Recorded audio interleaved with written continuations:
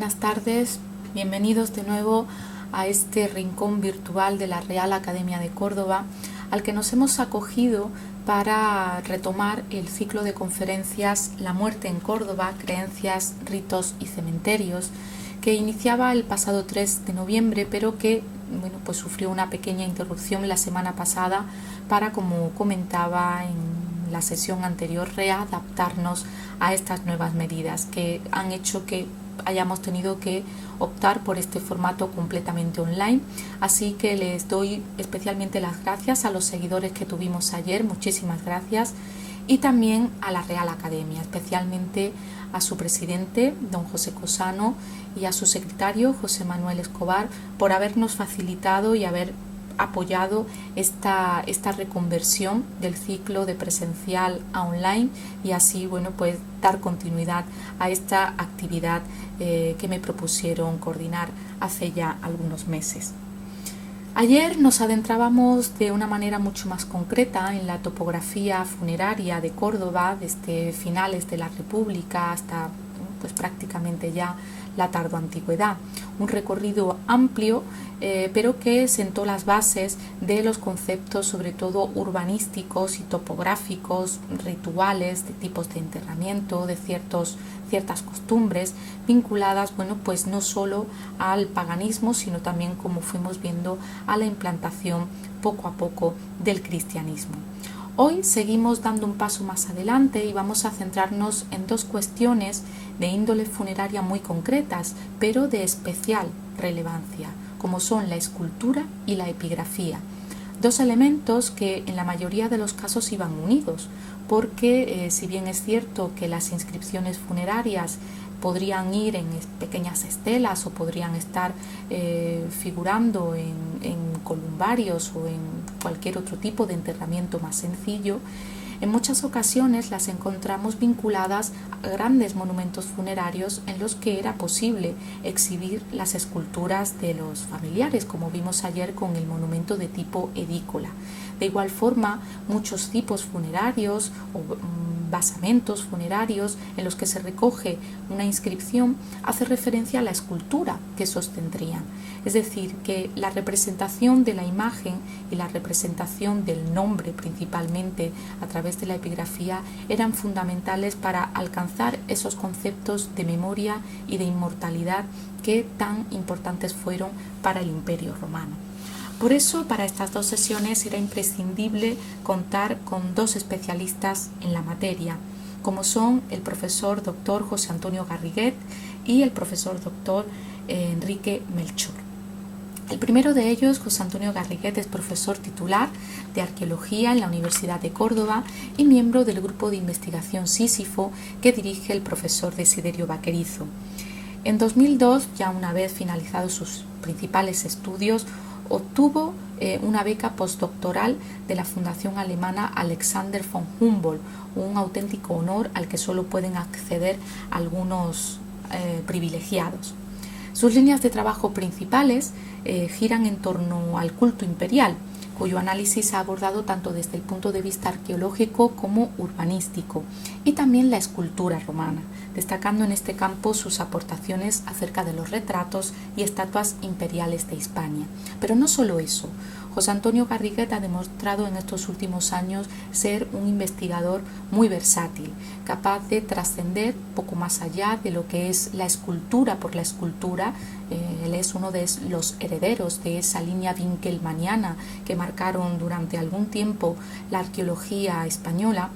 Y más allá, como digo, de centrarse en el análisis exclusivo del bello pliegue, él ha dado un paso más adelante intentando, cuando es posible, en los casos en los que es posible, contextualizar esos repertorios escultóricos y además adaptarlos también o interpretarlos dentro de esa dinámica urbanística, porque no podemos olvidar una cosa, que una escultura, ya sea en época romana o en cualquier época, en la mayoría de los casos estaba hecha para ser vista, ya sea en un ámbito público o ya sea en un ámbito privado, con lo cual ese contexto y la interpretación evidentemente de todos los elementos que rodearían a esa escultura son importantes para llegar a determinadas conclusiones. Quiero agradecerle personalmente que haya aceptado este compromiso, pero creo que no les resulta nuevo, ya que escribió en su momento algunos artículos sobre el tema, sobre la escultura funeraria en Córdoba, así que nadie mejor que él para ilustrarnos en este capítulo. Un capítulo que, como he dicho, está muy vinculado a la epigrafía, de ahí el hecho de haber requerido, en este caso, la presencia del catedrático de Historia Antigua de la Universidad de Córdoba, el profesor doctor Enrique Melchor Gil, que además es también correspondiente por hornachuelos de esta Real Academia de Córdoba.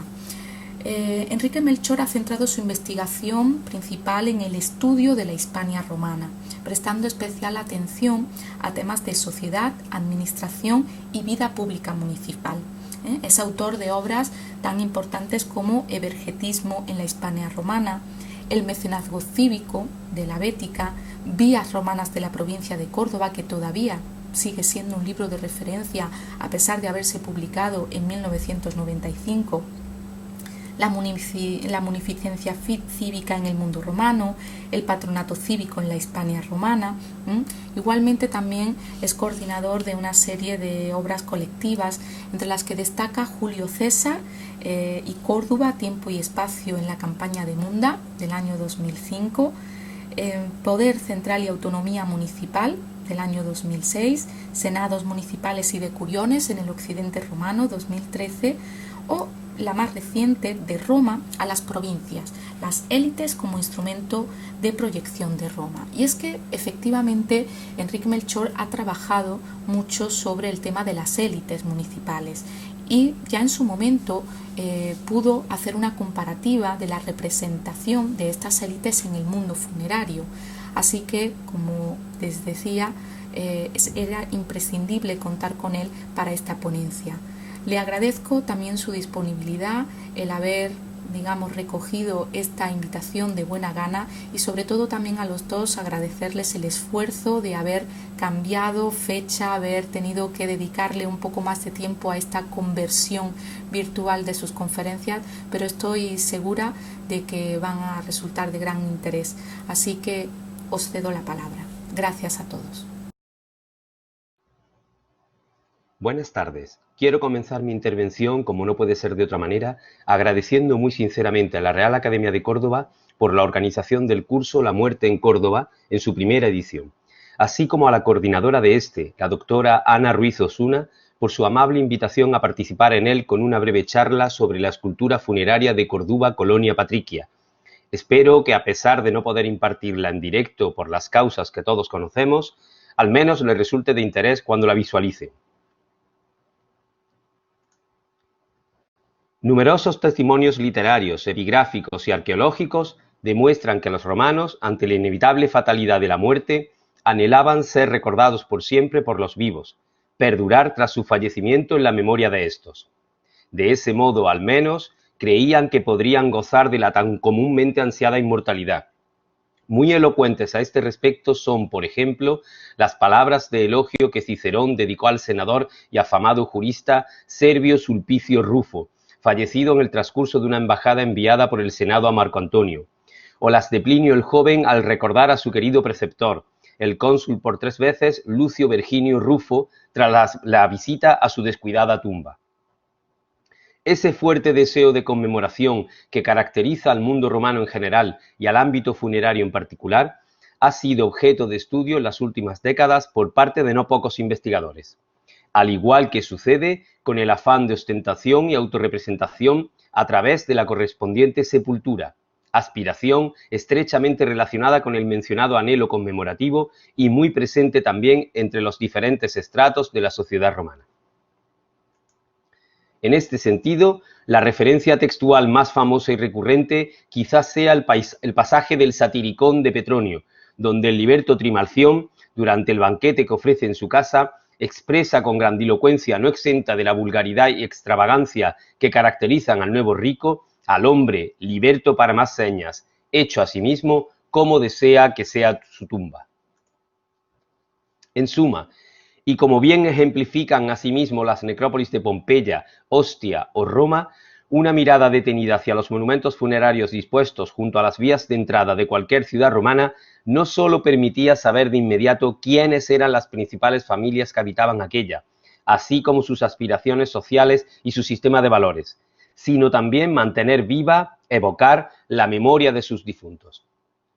La presencia de imágenes, especialmente escultóricas, aunque también pictóricas, en los monumentos funerarios romanos y la importancia de estas en la transmisión de mensajes de contenido socioeconómico, ideológico o escatológico han sido puestas de relieve en diversas publicaciones. En dichos trabajos, teniendo siempre como referente principal a Roma, se ofrece también una relación sucinta de los diferentes tipos de representaciones que, en función sobre todo de los gustos y la capacidad económica de cada uno, pudieron acompañar a los difuntos en sus tumbas entre la etapa tardorrepublicana y los siglos III y IV después de Cristo. Imágenes distribuidas en dos grandes categorías: bulto redondo, es decir, cabezas retrato, bustos y estatuas, y relieve, placas, altares, estelas, urnas, sarcófagos, etc. Buena parte del repertorio escultórico que los comitentes tenían a mano para decorar su correspondiente monumento funerario a finales del siglo I después de Cristo o comienzos del siglo II después de Cristo se muestra de manera condensada, profusa y claramente exagerada en uno de los relieves marmóreos procedentes de la tumba de los Aterii, ubicada junto a la Vía Lavicana de Roma. La evidencia material demuestra asimismo que la ornamentación escultórica, que como la arquitectura o la epigrafía sepulcral se vio afectada por la evolución de las modas y las costumbres funerarias, así como por las tradiciones locales, pudo emplazarse tanto fuera como dentro de la tumba, ya fuese totalmente exenta o bien inserta en un marco arquitectónico o empotrada en alguna de sus estructuras. Seguidamente voy a ocuparme de las esculturas de carácter funerario halladas en la antigua colonia patricia. Este tema ya fue en buena medida abordado por mí hace unos años, motivo por el cual, teniendo en cuenta además la limitación de tiempo y espacio que debemos imponernos, me centraré aquí solo en aquellas piezas y cuestiones de mayor interés y novedad. Por otro lado, no trataré los testimonios epigráficos que demuestran la erección de estatuas sepulcrales, de suma importancia para el asunto aquí abordado, por cuanto el profesor Enrique Melchor los ha recogido y analizado con detalle y maestría para su contribución a este mismo curso. Las esculturas romanas de Córdoba, que presentan un carácter funerario seguro o cuando menos muy probable, no constituyen hasta la fecha un grupo tan amplio ni variado como los descubiertos en otras ciudades romanas de Hispania, el sur de la Galia o Italia, pero tampoco resulta escaso ni carente de interés. Está constituido básicamente por un conjunto de estatuas masculinas togadas y femeninas vestidas, fechadas entre finales del siglo I a.C. y época Flavia, a las que hay que sumar algunos retratos, unas cuantas obras singulares tanto en bulto redondo como en relieve, y un notable número de sarcófagos, estos ya de los siglos III y IV después de Cristo, de tema pagano o cristiano. Casi todas las piezas fueron halladas sin un contexto arqueológico claro y en lugares ubicados fuera de la antigua muralla romana, sobre todo al este y al norte de esta, por lo que puede suponerse o afirmarse en algún caso que formaron parte de monumentos erigidos en las áreas suburbanas, junto a las principales calzadas que salían de la ciudad. Las esculturas más antiguas, de finales del siglo I a.C., fueron realizadas en piedra caliza, si bien la gran mayoría utilizó las diversas variedades de mármol blanco. Además de las obras en las que voy a detenerme a continuación, merecen destacarse brevemente una cabeza masculina de mármol en línea con la tradición tardorrepublicana del retrato verista, el conocido relieve con guirnalda e ínfulas de época augustea reutilizado en una tumba del siglo IV después de Cristo, o una estatua femenina del tipo Eumaquia fundilia, datada igualmente en época augustea y descubierta en la calle Gondomar.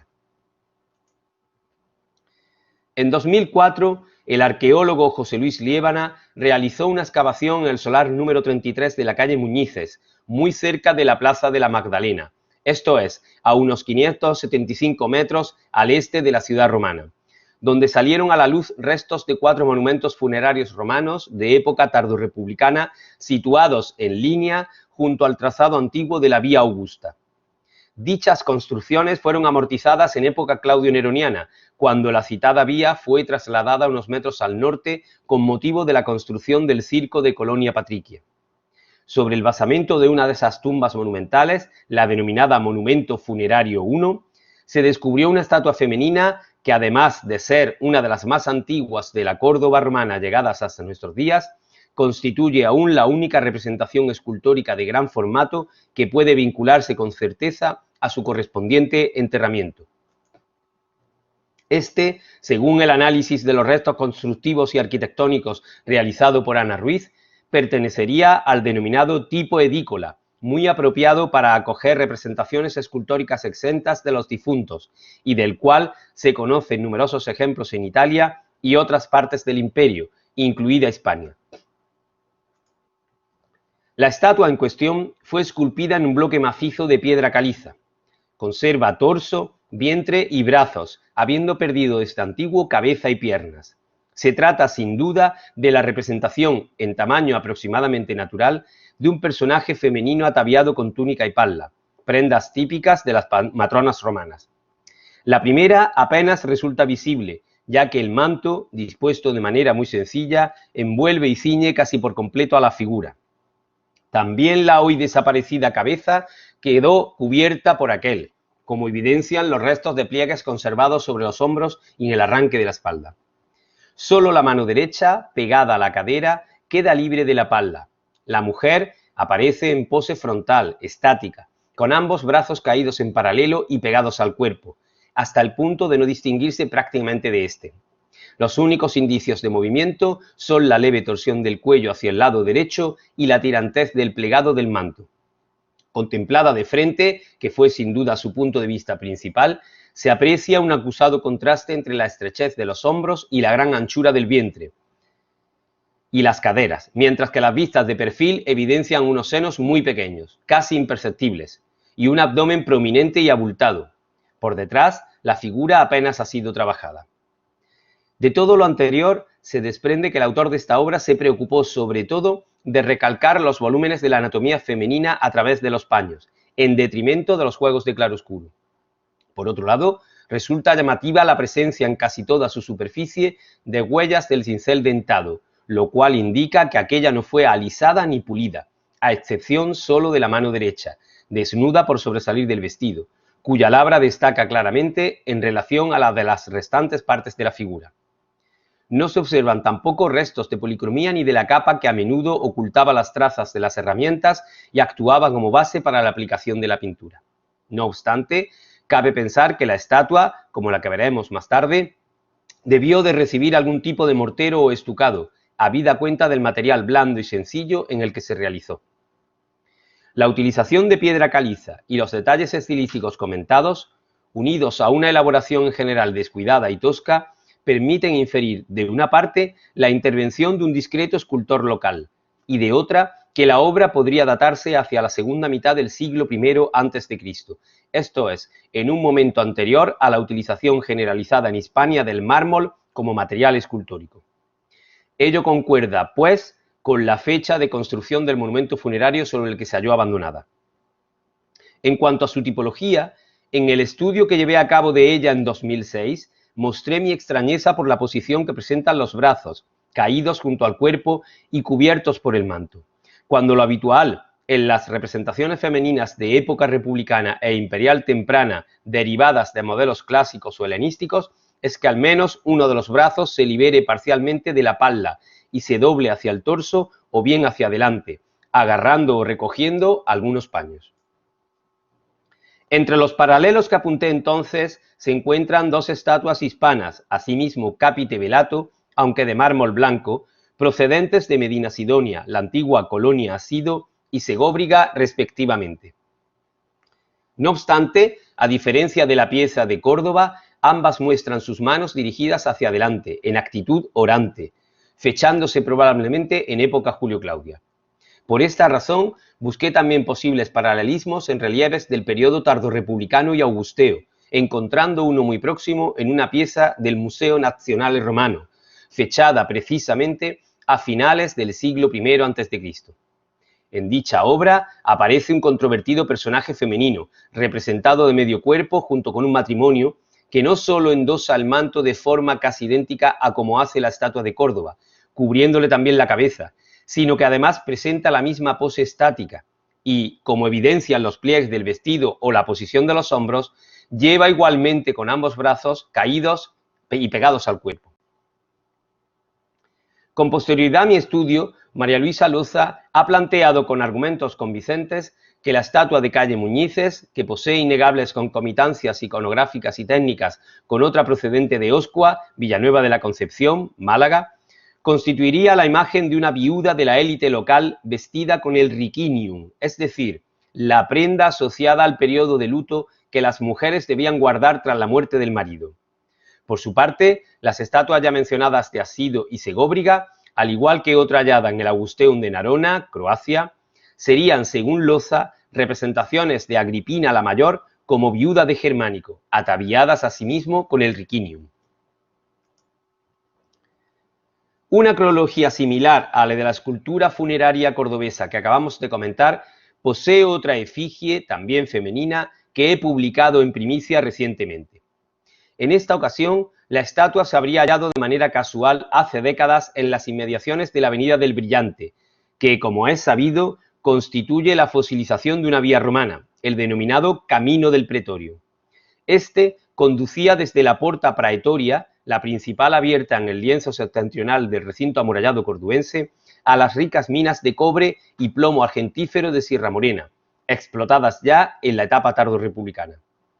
Además de constituir un importante camino minero, dicha vía se convirtió, y cito a Ana Ruiz, en uno de los principales focos de atracción funeraria desde primera hora. Así lo evidencian desde luego numerosos hallazgos de enterramientos y elementos de carácter sepulcral, inscripciones, esculturas, etcétera, acaecidos tanto cerca de la antigua muralla como ya a bastante distancia de ella. Volviendo a la estatua en sí, esta, al igual que la de calle Muñices, fue realizada en un solo bloque de piedra caliza, de procedencia local. Además de diversas erosiones y roturas, algunas sin duda recientes, le faltan desde antiguo la cabeza, casi todo el cuello, el extremo inferior de las piernas y los pies. Por sus proporciones puede considerarse de tamaño igual que el natural o ligeramente superior. Al margen del material utilizado para su ejecución, la figura comparte otros rasgos con la mencionada estatua de calle Muñices.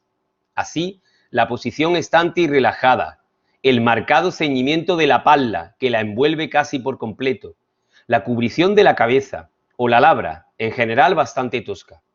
Sin embargo, en esta ocasión el personaje reproduce un tipo iconográfico distinto, pues presenta su brazo derecho flexionado y dirigido hacia el pecho, adoptando la posición de cabestrillo o ad cohibendum brachium, la más habitual y típica de las representaciones escultóricas de época tardorrepublicana.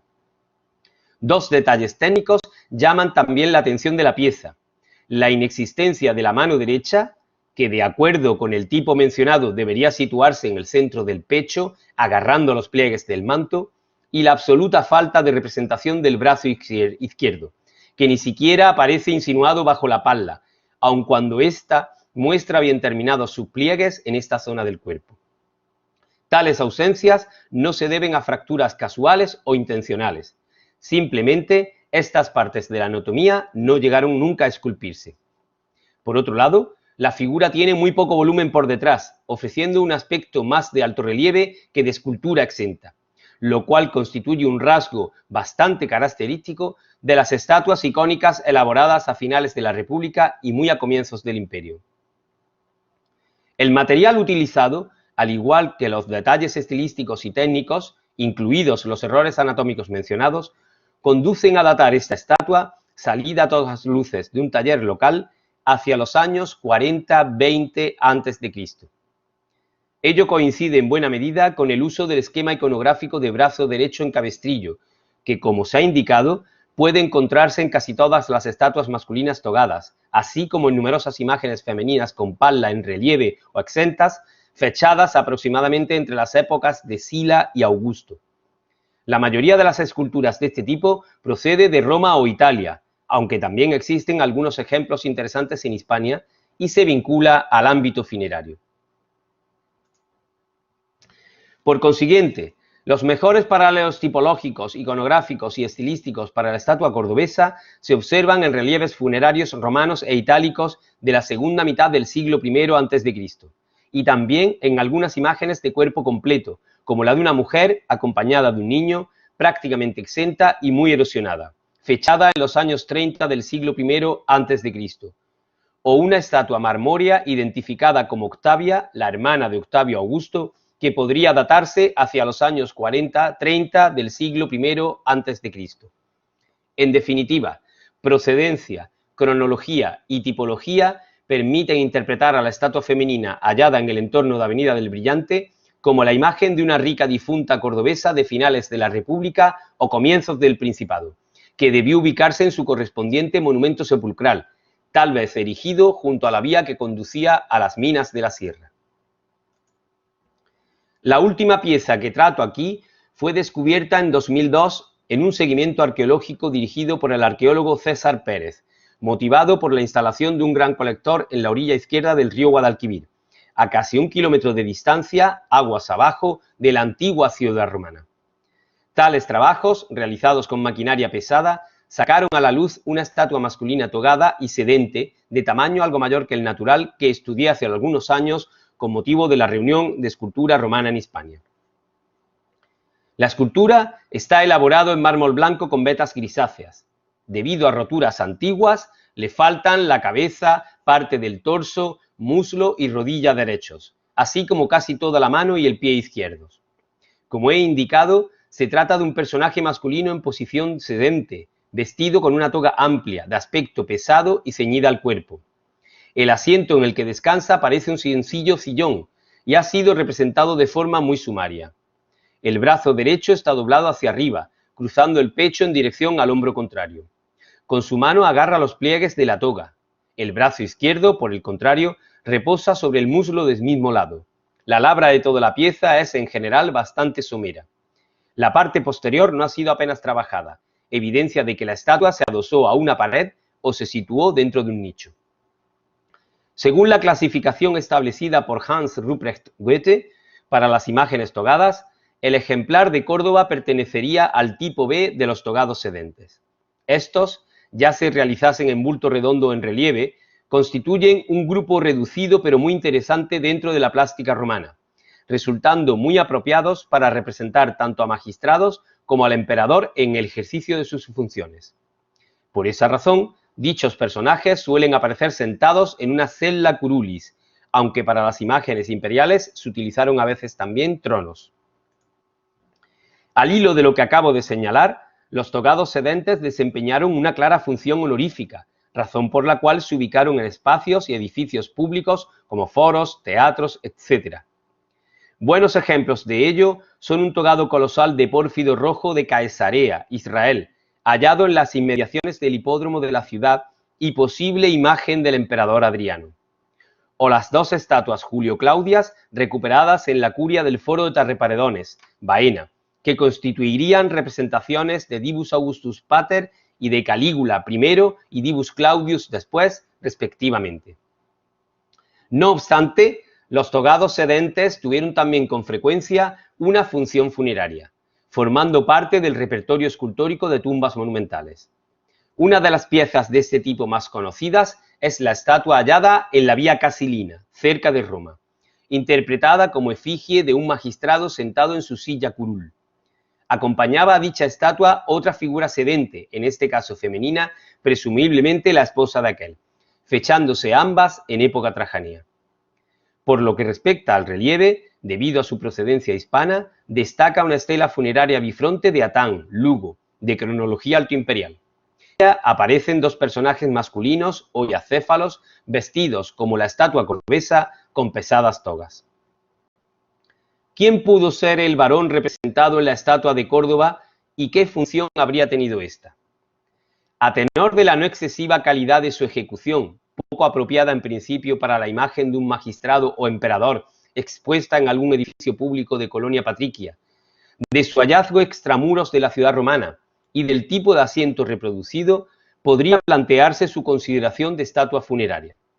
Por otro lado, su mal estado de conservación, la ausencia de contexto estratigráfico y, sobre todo, su labra descuidada dificultan la determinación de cronología. No obstante, atendiendo tanto al tipo de toga como al volumen y grosor de los pliegues de esta, cabe defender su elaboración entre finales del siglo I después de Cristo y comienzos de la centuria siguiente. En suma, y a modo de hipótesis, el togado sedente recuperado en la ribera del Guadalquivir habría constituido la efigie funeraria de un miembro de la élite local, aquella que impulsó el espectacular desarrollo místico y monumental de Colonia Patricia durante la etapa Julio-Claudia, que pudo tener su sepultura monumental cerca de la Vía Augusta y del Baetis.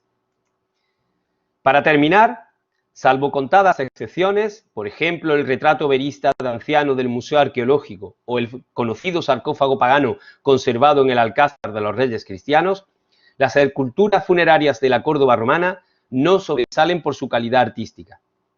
Sin embargo, desde la perspectiva arqueológica e histórica, constituyen un conjunto de piezas de sumo interés para comprender, por ejemplo, la llegada e implantación de los modelos iconográficos romanos en la ciudad de época tardorrepublicana, una vez obtenido el estatuto colonial tras su destrucción por las tropas de César y primo imperial, así como su interpretación con menor fortuna por los talleres escultóricos locales. Por otro lado, estas esculturas nos hablan de los deseos de conmemoración y ostentación de quienes las encargaron para decorar sus monumentos funerarios. Tales comitentes, pertenecientes por lo general a las élites socioeconómicas patricienses, ya fuesen miembros de familias aristocráticas o ricos libertos, se preocuparon por manifestar su adhesión a los valores culturales romanos en su última morada, a las afueras de Colonia Patricia. Así ocurrió, desde luego, en el caso de los individuos representados en las dos estatuas femeninas vestidas y en el togado sedente que he analizado en este trabajo.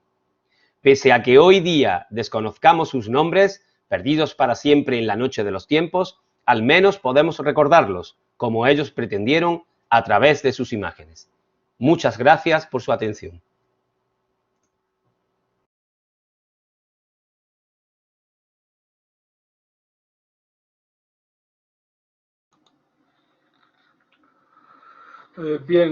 Buenas tardes. En primer lugar, quiero agradecer a la doctora Ana Ruiz Osuna su invitación para participar en este ciclo de conferencias sobre la muerte en Córdoba, sobre creencias, ritos y cementerios.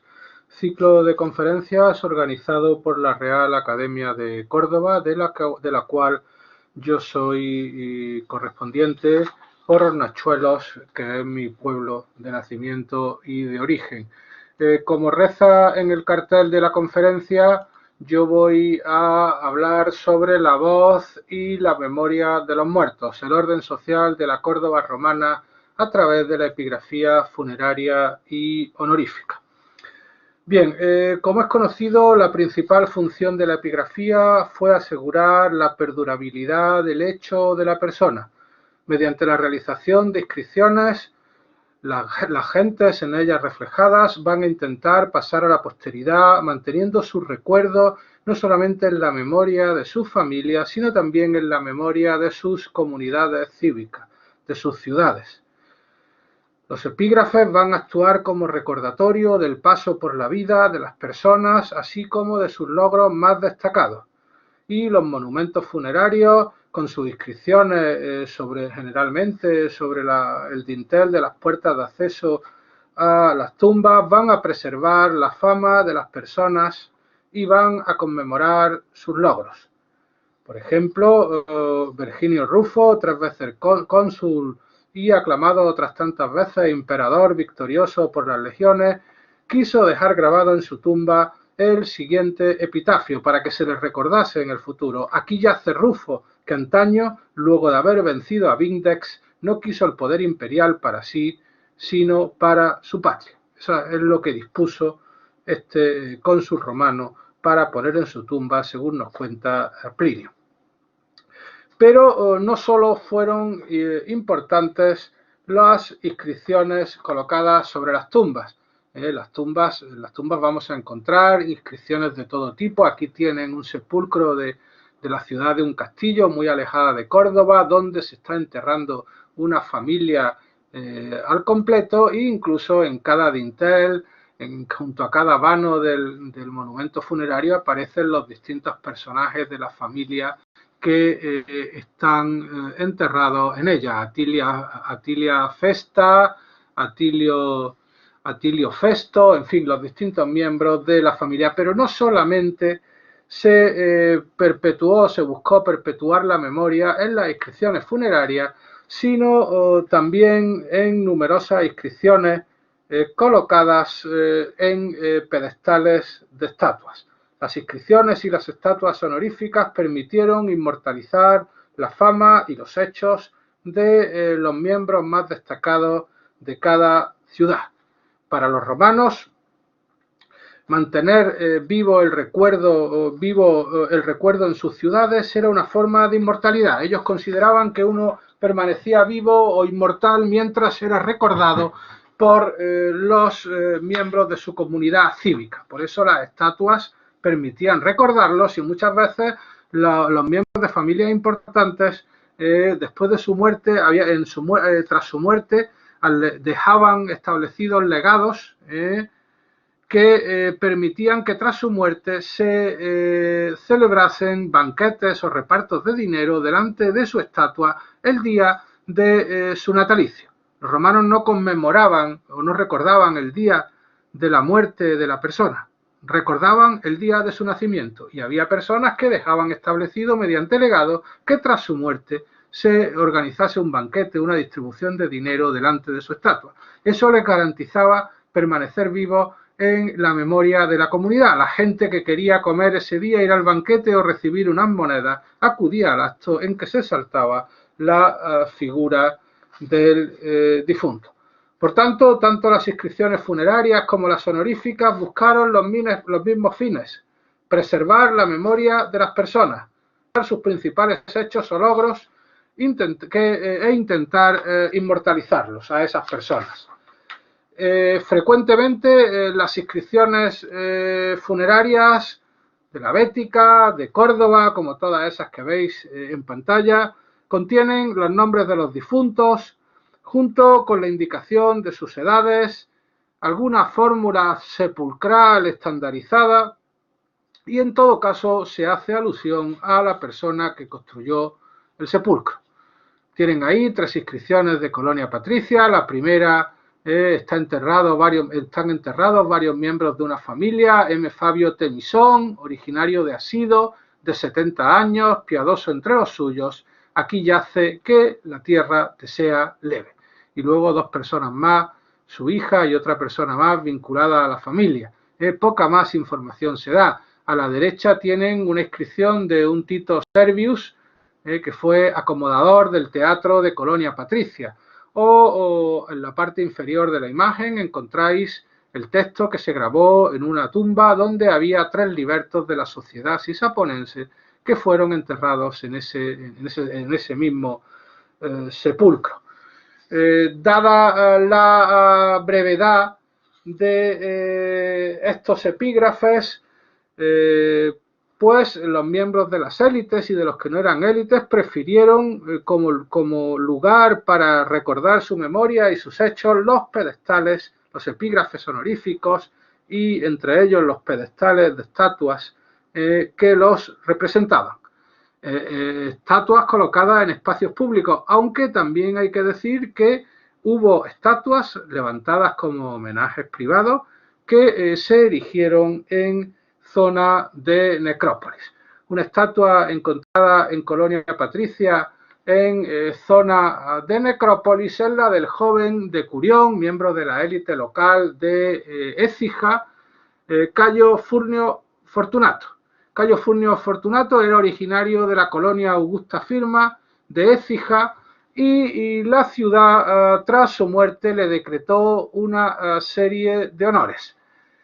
Ahí tienen el epígrafe traducido al español. Frecuentemente en la exposición voy a recurrir a traducir las inscripciones, aunque siempre mantendré el número de referencia del Corpus Inscriptionum del CIL, para aquel que quiera vaya a ver el texto en latín. A Cayo Furnio le decreta el Senado de Écija el lugar de sepultura, los gastos del funeral y una estatua. Evidentemente, esa estatua tuvo que estar en un espacio público de Écija, ya que el Senado local de Écija no tenía espacios en los que autorizar que se levantasen estatuas. Por tanto, esta estatua que ven, este pedestal que ven ustedes ahí con su estatua, el hueco de la estatua para colocar la estatua de mármol empotrada lo tienen en la parte superior. Esta estatua los padres reprodujeron la misma que tendría en Astiz y la reprodujeron en la necrópolis de la Ollería, de la avenida de la Ollería, donde apareció ese pedestal. Por otro lado, debo decir que la sociedad cordobesa reprodujo a pequeña escala el sistema social que existió en todo el Imperio Romano. En el vértice social de la colonia existieron unos grupos privilegiados formados por miembros del orden ecuestre, por caballeros y por miembros de las aristocracias locales, de las élites municipales que recibieron el nombre de decuriones. Incluso, como saben ustedes, algunos de estos miembros de familias ecuestres, como es el caso de los Anneos, de los Séneca y uno de sus hermanos y uno de sus sobrinos, lograron acceder al rango superior de la sociedad romana, al rango senatorial. Bien, vamos a ver de las élites de Colonia Patricia qué información nos han transmitido tanto la epigrafía funeraria como los pedestales honoríficos que se erigieron después de la muerte de la persona. Hay que decir que conocemos a muy pocos miembros de la sociedad cordobesa a través de la élite de la sociedad cordobesa, mejor dicho, a través de su epigrafía funeraria. Conocemos a 3 caballeros, a 3 miembros del orden ecuestre. Ahí a la izquierda en la imagen de la pantalla ven ustedes a uno de ellos, a Marco Casio Agripa, hijo de Marco y procurador de Augusto, funcionario de rango ecuestre de Augusto. También conocemos a otros 3 miembros de la élite de Colonia Patricia, digamos, de rango decurional, de las élites municipales, de menor rango al rango de los caballeros. En ese caso tenemos a la derecha, en la inscripción de la derecha, a Quinto Cecilio, edil de los colonos de Colonia Patricia. Conocemos a muy pocos miembros de la élite de Córdoba a través de inscripciones funerarias. Incluso podemos decir que podríamos añadirle otras 3 inscripciones funerarias de personas de la élite decurional, pero que no eran de Córdoba, que habían venido a vivir a Córdoba, aquí murieron y fueron enterrados y se nos han transmitido sus nombres.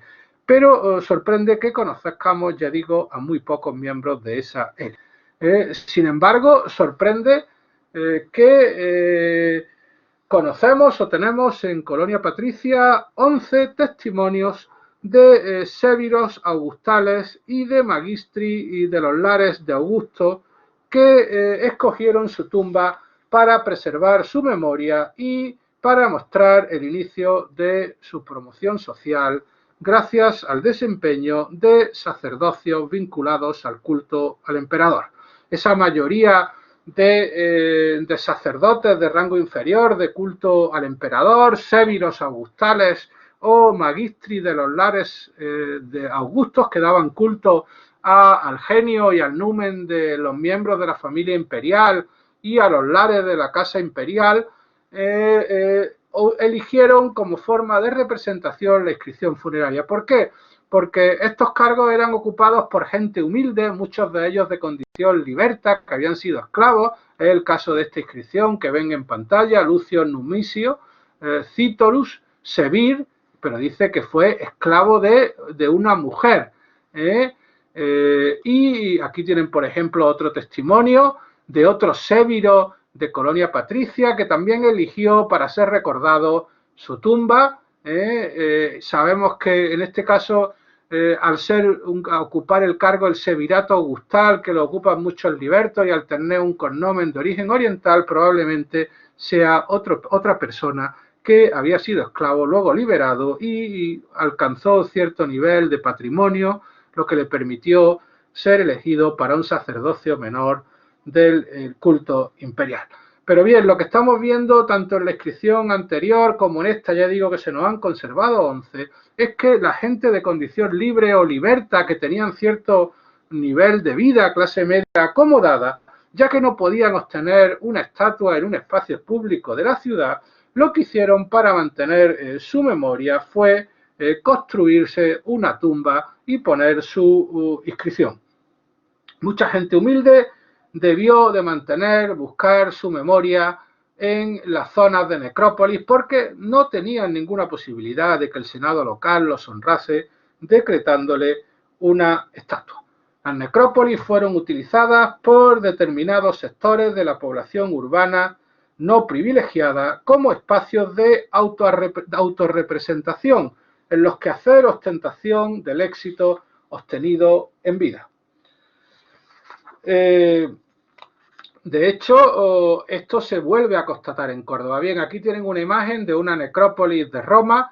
En este caso es una tumba de un liberto de Augusto. Aquí se conserva en el centro, aparece un fragmento de su inscripción. Una familia de origen libertino que habían hecho fortuna y se construyen una magnífica tumba como la que ven ustedes. Incluso en la parte superior ven ustedes un par de pedestales en los laterales. Lo del centro parece que es más bien un altar que un pedestal, pero en este caso se construye una tumba monumental y se representan los difuntos con estatuas. Por tanto, la gente de condición humilde que no va a recibir una estatua en un espacio público de la ciudad van a utilizar sus tumbas como espacios para manifestar el éxito obtenido en vida. Eso mismo se ha constatado Ana Ruiz Osuna en Córdoba. Ella comenta que varios de estos personajes que fueron séviros augustales o magistri de los lares de Augusto, varias de las inscripciones de estos personajes, el tamaño de la letra es superior a 8 centímetros, lo cual nos está indicando que la inscripción debía estar colocada en alto y en una tumba de cierta envergadura y por eso la letra se hace más grande para que se vea, e incluso varias de estas inscripciones se realizaron con letras de bronce dorado. En estos casos, lo que pone de manifiesto el trabajo de la doctora Ruiz Osuna es que los propietarios utilizaron los sepulcros para mostrar su riqueza y la posición social alcanzada en vida. Esto no quiere decir que alguna gente de condición, de ancestros, de antepasados libertos, renunciasen a representarse en zonas públicas de la ciudad. En Córdoba tenemos el testimonio del hijo de un liberto del emperador, que además ese señor era jefe del archivo de la provincia, ocupaba un puesto importante. Su hijo de condición libre, Tito Flavio Antonino, debió de morir joven, era libre, podría haber iniciado una carrera intentándose convertir en miembro del Senado local de Colonia Patricia, pero al morir su carrera se vio frustrada. El Senado local, para agradecer al padre los servicios prestados en la ciudad y para compensarlo de que su hijo no pudiera desarrollar ninguna carrera, le decretó al hijo una serie de honores fúnebres, entre ellos una estatua. El problema es que este pedestal aparece se localizó en la zona de cruce de la avenida de Gran Capitán con la de Ronda de los Tejares, en lo que sería zona de necrópolis.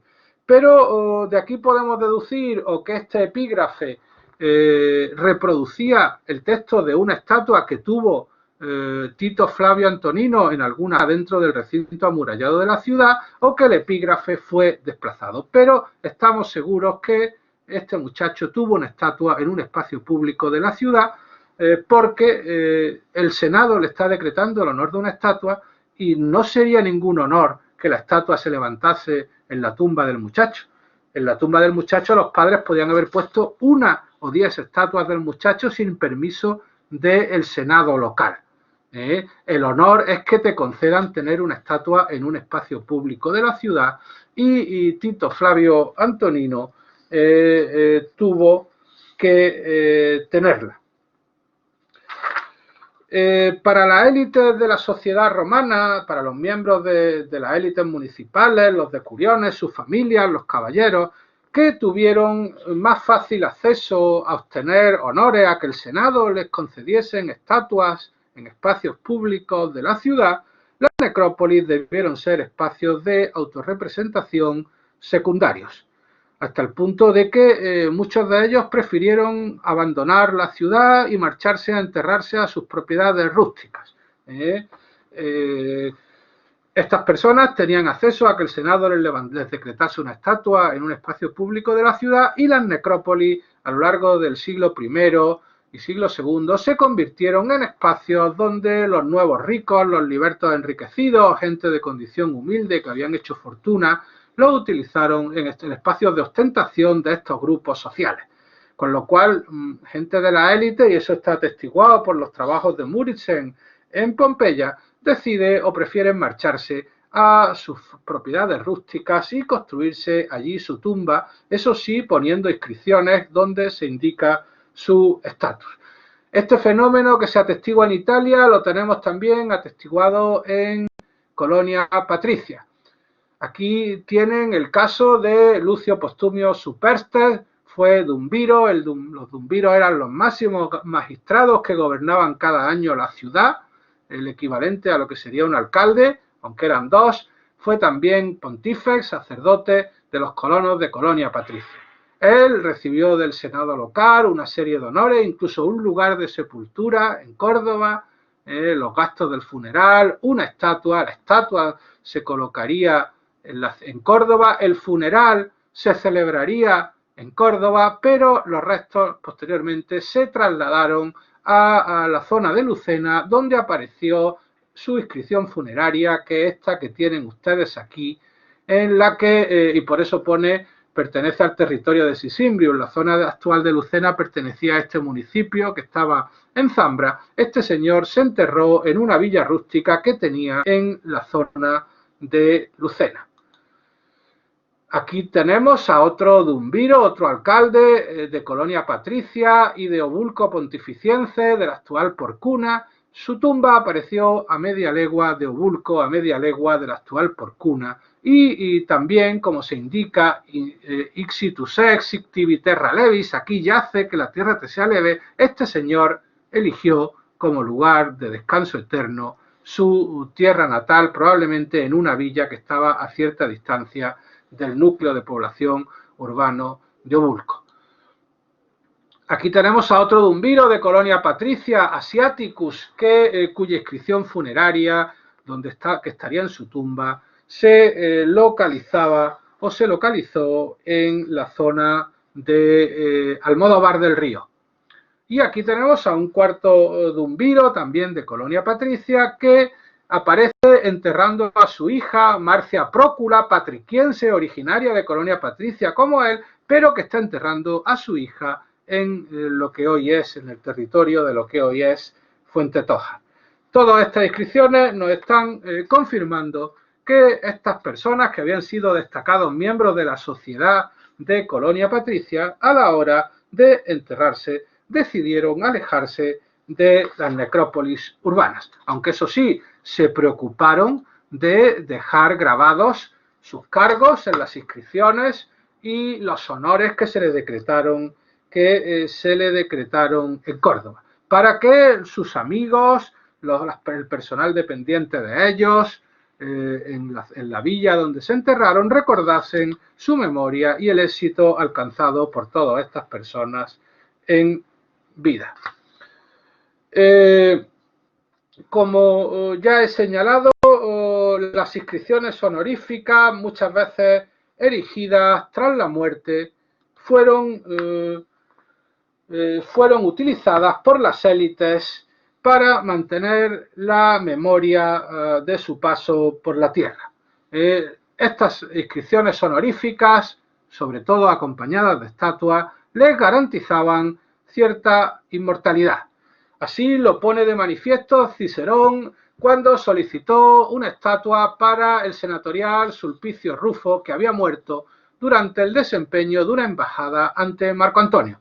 Sulpicio Rufo el Senado le encomienda al Senado de Roma que realice una embajada, que vaya a visitar a Marco Antonio. Sulpicio Rufo está muy enfermo, pero acepta el encargo y va a morir durante el viaje. Entonces Cicerón quiere que se premie su actitud y pronuncia un discurso en el Senado de Roma, del que tienen ustedes ahí un fragmento. Y dice Cicerón: devolved así pues, senadores, la vida a aquel a quien se la arrebatasteis, pues en efecto la vida de los muertos perdura en la memoria de los vivos.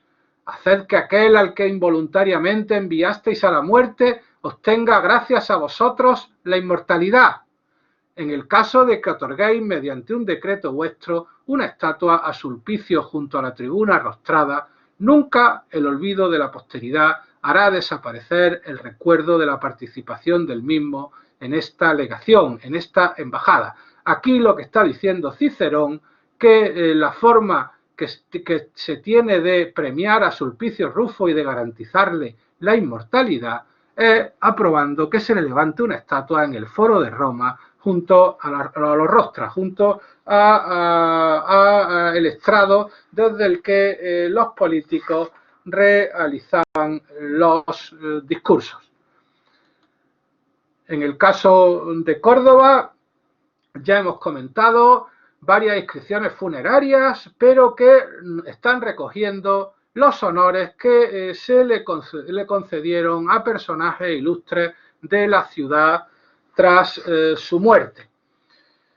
Estos epígrafes, sobre todo el primero y el segundo, se encontraban sobre la sepultura de Postumio Superstes y de Asiaticus, pero reproducían parte de ese texto, se reproduciría en las estatuas que se le levantaron a ambos personajes en Colonia Patricia. Igualmente, el pedestal de Tito Flavio, si procedía de necrópolis, tuvo que tener su paralelo en un pedestal en la zona urbana de Córdoba. Esa duplicidad de epígrafes la tenemos atestiguada en distintas zonas del mundo romano, y quizá este ejemplo que hemos comentado algo sea muy ilustrativo. Ya he dicho que este joven muchacho, muerto a los 19 años, Cayo Furnio Fortunato, se le decretaron honores en Écija, en la colonia Augusta Firma. Allí se le levantaría la estatua, allí se le haría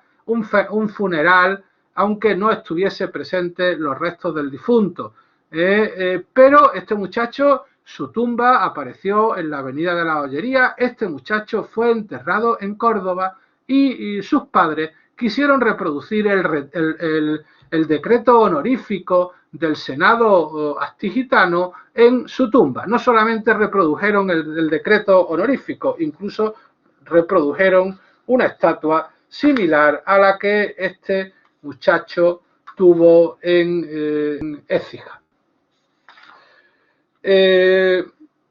Las estatuas expuestas en espacios públicos de las ciudades, acompañadas de sus inscripciones, fueron, como ya he señalado, un instrumento fundamental para preservar la memoria de personajes y de familias ilustres en la memoria de la comunidad cívica. Ya lo resaltó Plinio el Viejo, la importancia de las estatuas expuestas en espacios públicos en su historia natural, al decir, como pueden ver en la imagen, en todos los foros de los municipios las estatuas comenzaron a ser el ornamento para perpetuar la memoria de los hombres, y los honores se escribieron en los pedestales para que fuesen leídos eternamente.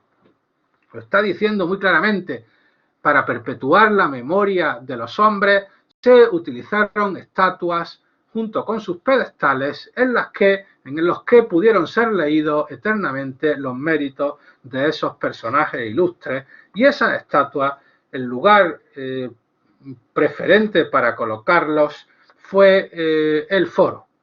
Ahí tenéis, por ejemplo, el foro de Baelo Claudia, o el foro de una ciudad del norte de África, de Volubilis, pero que siempre me gusta poner porque los pedestales aparecen in situ, en el lugar en el que se quedaron cuando los romanos se marcharon y avanzó el desierto o la ruina, el abandono sobre la ciudad de Volubilis.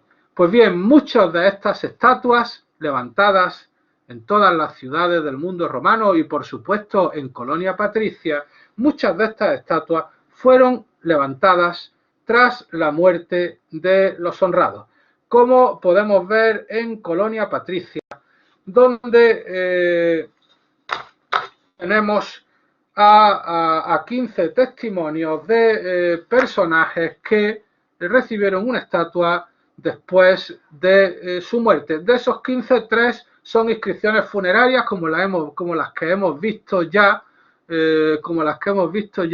de esos magistrados enterrados fuera de Colonia Patricia, en Lucena o en Almodóvar, pero los otros 12 testimonios son pedestales y todos esos 12 pedestales fueron levantados o dedicados tras la muerte de la persona honrada. ¿Cómo lo sabemos? Por el texto. De esos 15 pedestales yo solamente voy a recoger unos cuantos. Aquí tenéis, por ejemplo, un pedestal ecuestre que se levanta a Cayo Annio Lépido Marcelo. Triunviro capital, un cargo, ya veremos, de rango senatorial, le dedica la inscripción el Senado de Colonia Patricia.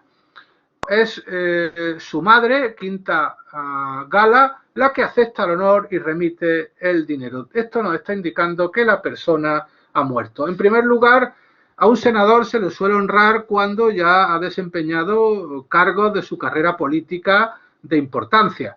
Este muchacho solamente había sido triunviro capital.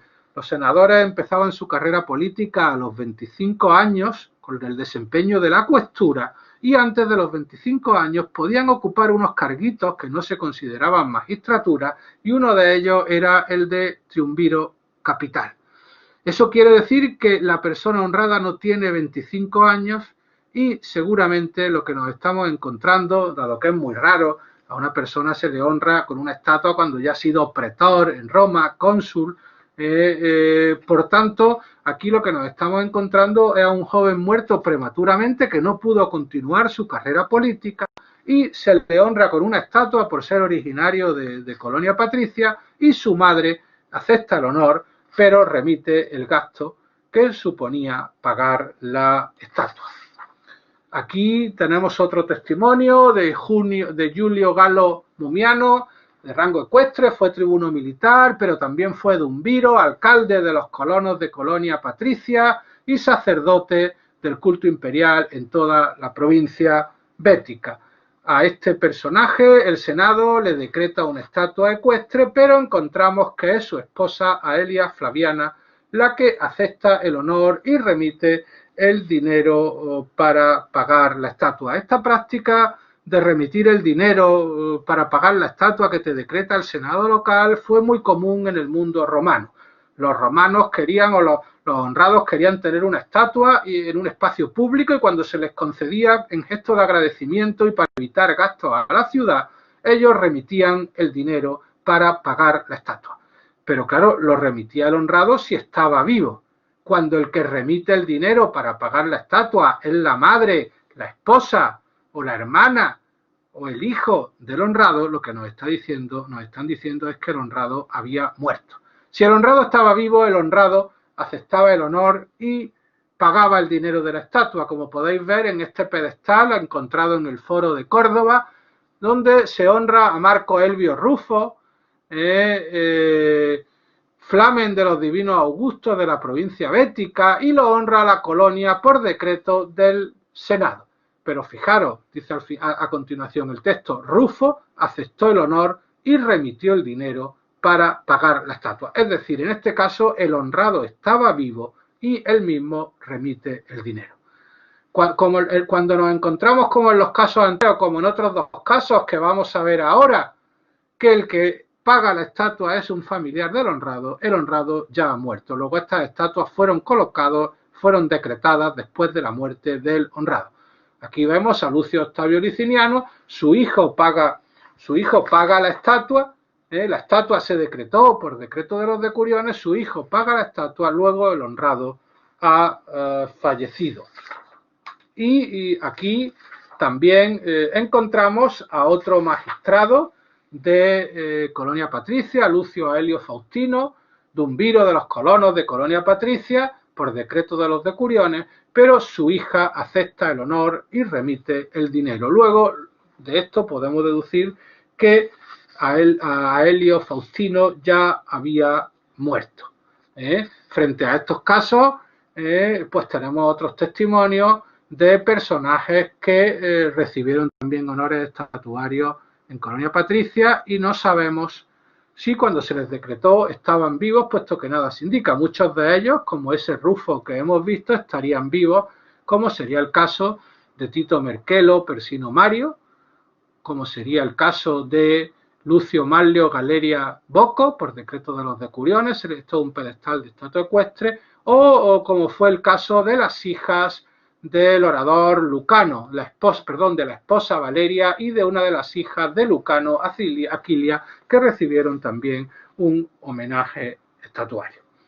Bien, del estudio de los homenajes públicos colocados después de la muerte en Colonia Patricia, hemos podido conocer, o se ha derivado el que conozcamos a 12 miembros destacados de la sociedad cordobesa, mientras que de las inscripciones funerarias nos han permitido conocer las inscripciones grabadas en lápidas funerarias a 10 personajes de la élite de la colonia.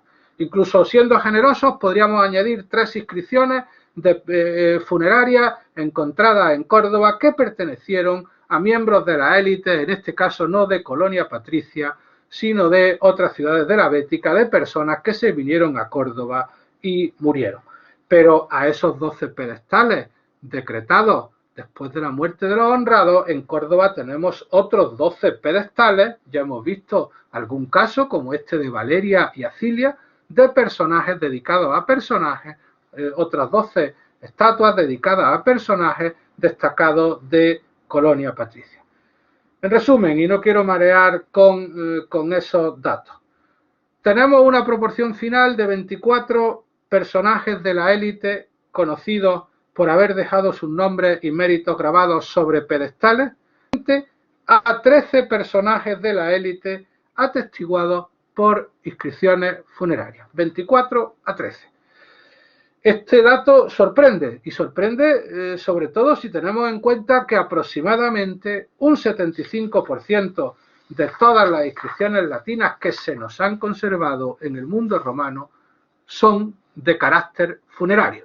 Si el 75% de las inscripciones latinas conservadas en el mundo romano son de carácter funerario, lo lógico es que conociéramos a muchos más personajes de la élite de Colonia Patricia por inscripciones funerarias que por inscripciones honoríficas, pero ocurre lo contrario. Conocemos a muchos más personajes, ya digo, 24 a 13, por inscripciones honoríficas. ¿Qué podemos deducir? Pues que por los ejemplos analizados en Colonia Patricia, los homenajes estatuarios fueron considerados el medio más idóneo, el mejor medio entre las élites para mantener viva su memoria tras la muerte. Mucho mejor que las inscripciones funerarias. La escultura con el retrato de la persona honrada y la inscripción garantizaron que en la posteridad se conociese el aspecto y los hechos de los honrados, asegurándoles así la inmortalidad.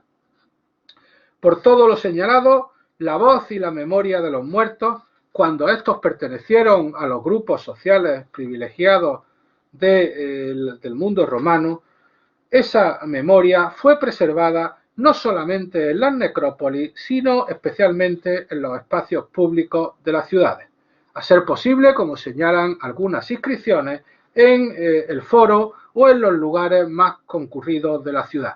Esta importancia de las inscripciones honoríficas para garantizar la inmortalidad ya lo destacó Cicerón, y vuelvo a retomar un texto ya visto anteriormente. Haced que aquel al que involuntariamente enviasteis a la muerte os tenga gracias a vosotros la inmortalidad, en el caso de que otorguéis, mediante un decreto vuestro, una estatua a Sulpicio junto a la tribuna rostrada, junto a los rostras del foro de Roma. Por eso ya digo la importancia de estos homenajes estatuarios para recordar la memoria de los muertos. Y fijaros la frase de la vida de los muertos perdura en la memoria de los vivos. Bien, uno es inmortal mientras los vivos lo recuerden. Bien, muchísimas gracias por su atención. Con esto doy por concluida mi ponencia o mi conferencia. Espero que les haya interesado y lamento mucho pues que no podamos establecer un diálogo, un debate sobre el tema planteado, dado que tenemos la que tenemos con el coronavirus. En fin, cuídense mucho todos ustedes y muchas gracias por su atención. Un saludo cordial, muchas gracias a Ana Ruiz Osuna, muchas gracias a la Real Academia, a esta que es mi casa, por acogerme para que tenga esta intervención. Buenas tardes.